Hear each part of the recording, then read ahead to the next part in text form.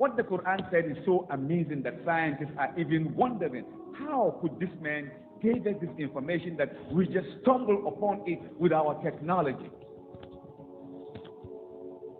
So Allah said, ألم تر أن الله يزجي سحابا ثم يؤلف بينه ثم يجعله ركاما فترى الودق يخرج من هلاله. Do they not see how we move the clouds gently, then we join them together? When it acquired that massiveness, rain begin to fall out of it. The three principles is being explained in the Quran, and science also explained that. Movement of the clouds, joining of the clouds, and then updraft, rainfall. The question is, how could a man in the desert be able to give us this understanding of science, which today we dig in through our technology? First of all, you Muslims amaze me every day. You see, even a common man looking at the sky knows that the cloud moves and joins and then rain falls. You see, you people, you make us to even laugh at the Quran. You make us laugh at it. So you now use science to validate your religion. In fact, Islam is the only religion that use other resources outside Islam to validate Islam. You use the Bible to validate Muhammad. You use the Bible to validate a false prophet. You use the book of the Hindus to validate Muhammad. You use the book of the Buddhists to prove the name of Muhammad in it. Then you deceived people that Islam or the Quran have what? Scientific miracles. Not until the Christians and the atheists continue to prove you wrong that Quran is a messed up book. The Quran did not even get the Arabic grammar right. How then can it get anything called science correct? You quoted, I think, chapter 24, verse. Let's hear what it said. Rain begin to fall out of it. The three principles is min hilalihi. Do they not see rukaman fatara alwadqa yakhruju min hilalihi? Do they not see? Let's go to the verse you quoted and see. You actually quoted Surah 24, verse 4 to 3. Let's read it and see. Because this is something an ordinary person can see with his eyes. So what is the miracle there? Now what did they say? Do you not see that Allah drives clouds? No, we don't see. Then He brings them together. Then He makes them into a mass. And you see the rain emerge from within it. And He sends down from the sky mountains. So where did you stop your reading? You stopped at what? He makes them into a mass and you see the rain emerge from within it, right? That's where you stopped. Is that the end of the verse? Abdul. Let's finish the verse. And He sends down from the sky mountains within which is hail. Is this what science says? Is this one scientific also? Or is just an illiterate man composing words just to deceive people that he received revelation? Is this what scientists say? You don't use science to prove your religion. Because when science says something different, it disproves your religion. Just the way you don't use the Bible to prove Muhammad. Because when we now show you that this verse is not talking about Muhammad, it disproves religion, Islam, and prove that Islam is false. Why not prove your religion from your religion? Because by the time you start going outside sources just to prove, just to validate your false belief, when that opinion changes, what happens to your belief? It's gone. So now, let's see. What did he say? And he sends down from the sky mountains. Okay. Within which is hail. Okay. So there is hail in mountains in heaven. And he strike with it whom he wills, and avert it from whom he wills. The flash of his lightning almost take away the eyesight. So in the heaven of Allah, there is what we call mountain. That is where Allah breaks hail from and sends down. Abdu.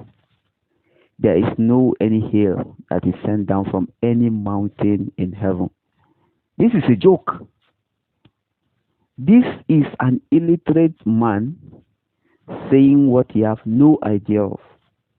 Because he must have lived in a place where majority are illiterate, have no idea what they are doing. And what did he do? Fabricate verses in the name of God, giving him revelation. Let's go and see what the Muslims tell us about this. So this is Ibn Abbas, the cousin of your prophet. What did he say? What did he say? He sent it down from the heaven, right? Mountains, wherein is hail, right? So there is hail in the mountain in what? Heaven. He says, he sends down hail from mountains in heaven and smite it therewith. You see it? And with hail, he pushes whom he will and averted it, and averts its punishment from whom he will. So what your prophet is trying to say is that this hail is used as what? Punishment for whoever Allah wills to punish. Because he breaks the hail from the mountain in heaven and uses it to what? To punish whoever he wills. Let's see more of what your Muslims say.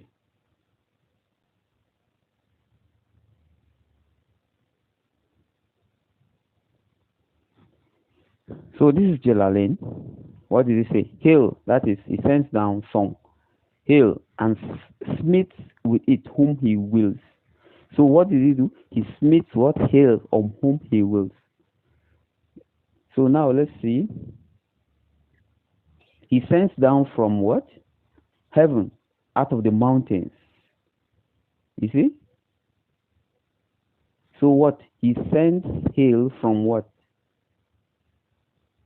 From what? From the heaven. From mountains in heaven. Is that what the scientists say? Since the Quran gives what the scientists never knew of. Is that what scientists say? Let's go and see also. So now look at this. Means what? That there are what? Mountains, right? Of hail in the sky, from which Allah sends down ice. You see? As for those who said the mountains here is used as metaphor for clouds, they think that the second mean is also used to describe the place which the ice is coming and is tossed interchangeably with the first, and Allah knows best. So you see, you Muslims are even confused on what the verse is saying exactly. You are confused. Imagine after all this explanation, still what? Allah knows best. Allah knows best what he's saying. Now let's continue. And what? Strikes wherewith whom he wills, and averts it from whom he wills. It may be that the phrase, it may be, even the Muslims are not very sure. I thought the Quran is a clear book, yet the Muslims are not sure. Huh? Means what? With that, he sends down from the sky of different kinds of rain and hail. So then the phrase, and strike wherewith, therewith, whom he wills, means by the mercy towards them, and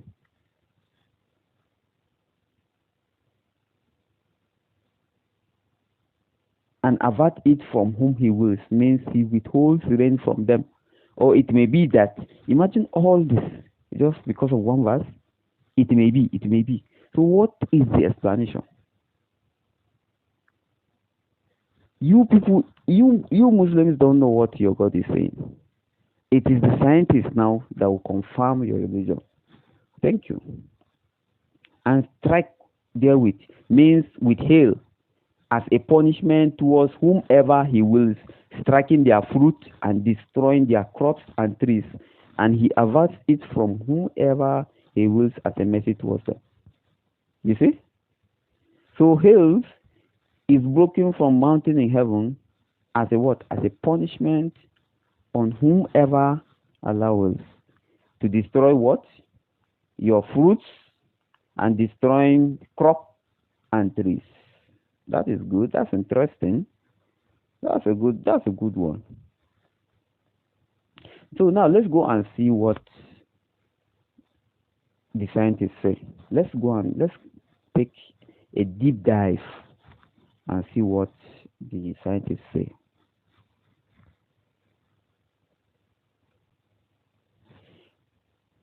So this is science for common man. Okay, let's just take a look at this video. It's science for common man. It's assumed that if common man will be able to understand this little science, then we expect that the God of the Muslims, who do not exist, rather the fabrication of Muhammad, should know.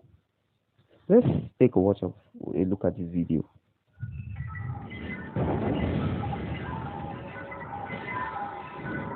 Hello friends, welcome to this episode of Science for Common Man.